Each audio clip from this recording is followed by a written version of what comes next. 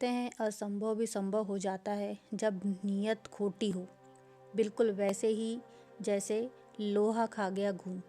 आइए सुनते हैं एक मज़ेदार कहानी, लोहे को खा गया घुन। एक बार की बात है, दो व्यक्ति थे जिनका नाम था मामा और फूफा। मामा और फूफा दोनों व्यापार करते थे और दोनों व्यापार में सहभागी भी थे। मामा ने फूफा से कहा, फूफा क्यों ना हम कोई ऐसी वस्तु खरीद के ले आए जो जल्दी ख़राब ना हो और उसकी कीमत भी बढ़ती रहे। फिर हम दोनों उसे कुछ वर्षों बाद बेचेंगे जिससे उसके मूलधन से ज़्यादा दाम मिले। फूफा ने कहा ठीक है मामा, तुम्हारी बात तो सही है, पर हम खरीदेंगे क्या? उन्होंने आपस में राय मशवरा किया और लोहा खरीदने का निर्णय लिया। दोनों ने बराबर रुपए मिलाकर लोहा खरीदा। फूफा ने मामा से कहा कि लोहा कहीं सुरक्षित स्थान पर रख दें।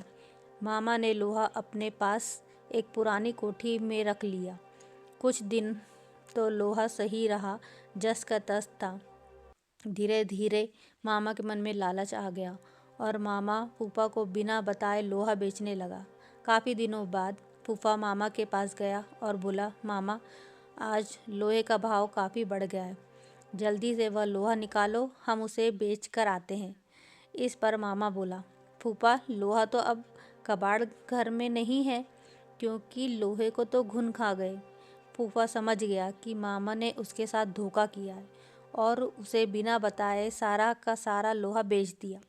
फूफा को क्रोध बहुत आया, पर वह बिना कुछ कहे कुछ बोले वहाँ से चला गया। इस घटना के कुछ दिनों बाद फूफा मामा के घर आया और बोला, मामा मैं एक बारात में जा रहा हूँ, बड़ा अच्छा इंतजाम है, अकेला हूँ, चाहो तो अपने लड़के को साथ भेज दो, उसकी भी मौज हो जाएगी और कल सुबह तक हम वापस भी आ जाएंगे। मामा बोला, क्यों नहीं, बेशक, तुम मेरे लड़के को अपने साथ लेकर जाओ और जहाँ उसे बारात में अच्छी तरह खाना वाना खिला देना। फूफा बोला, हाँ हाँ, यह भी कोई कहने की बात है भला। मामा तुम निश्चिंत रहो। इस तरह 2 दिन बीत गए। मामा का लड़का अभी तक घर वापस नहीं आया। मामा को बहुत चिंता होने लगी, लड़का अभी तक घर वापस नहीं आया। तभी वह अपने लड़के के बारे में जानने के लिए फूफा के पास गया और बोला, फूफा मेरा लड़का कहाँ है, अभी तक घर वापस क्यों नहीं आया? फूफा ने कहा, क्या बताऊँ मामा, रास्ते में एक चील तुम्हारे लड़के को उठा ले गई। मामा बोला, ये कैसे हो सकता है भला, कोई चील 12 साल के लड़के को कैसे उठा ले जा सकती है? सीधी तरह बता मेरा लड़का कहाँ है, नहीं तो मैं राजा भीम के पास जाऊंगा। फूफा बोला, ठीक है मामा, चलो राजा के पास चले।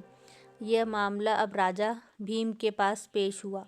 राजा भीम ने सारी बात सुनी और आश्चर्यचकित होते हुए फूफा से कहा, देखो फूफा, तुम झूठ बोल रहे हो, भला कोई 12 साल के लड़के को कोई चील कैसे उठा कर ले जा सकती है? इस पर फूफा ने उत्तर दिया, कथा कहूँ कथा वाली सुनो राजा भीम, लोहे को घुन खाए तो लड़के को ले गया चील। इस पर राजा भीम सब समझ गए और उन्होंने मामा को आज्ञा दी कि वह फूफा का लोहा वापस कर दे और फूफा को कहा कि तुम मामा का लड़का उसे वापस दे।